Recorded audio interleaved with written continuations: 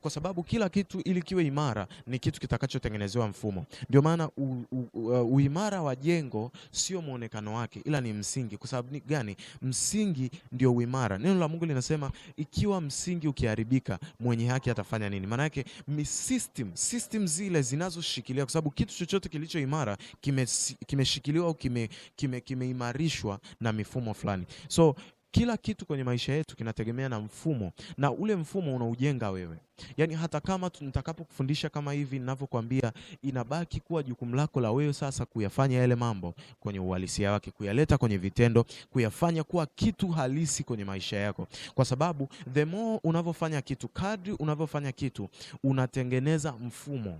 Ndio maana kuna mambo mwanzoni wewe ulikuwa huwezi kuyafanya, lakini kadri ulivyokuwa unayafanya, mwisho wa siku sasa hivi hamna anayekusukuma, ni kama yanatoka. Namna pekee ya kufanya mambo yajengeke kuwa sehemu yako ya maisha ni uyafanye yale mambo mpaka yale mambo yaanze kukufanya wewe. Yaani namaanisha yafanye yale mambo mpaka yale mambo yaanze kutoka nje yako. Biblia inatuonyesha vizuri, inasema kimjazacho mtu ndicho kimtokacho. So namna pekee ya kufanya ujue kitu fulani ni kitu chako, ni inatakiwa ukifanye mpaka kikujaze. Na utajuaje kimekujaza? Mpaka kianze kutoka. So the moment unaanza kuwa na mtazamo chanya, the moment unakuwa na nidhamu ya kazi, the moment unakuwa na nidhamu ya kupenda mambo ya Mungu, the moment unakuwa na nidhamu ya kufanya mambo yako ya kujiboresha, pale utakapoanza kufanya yale mambo mpaka ndio inakuwa namna yako ya maisha, namna yako ya kuongea, namna yako ya kufikiri, pale ndio ambapo kile kitu sasa kinakuwa kimejengeka kuwa sehemu ya maisha yako.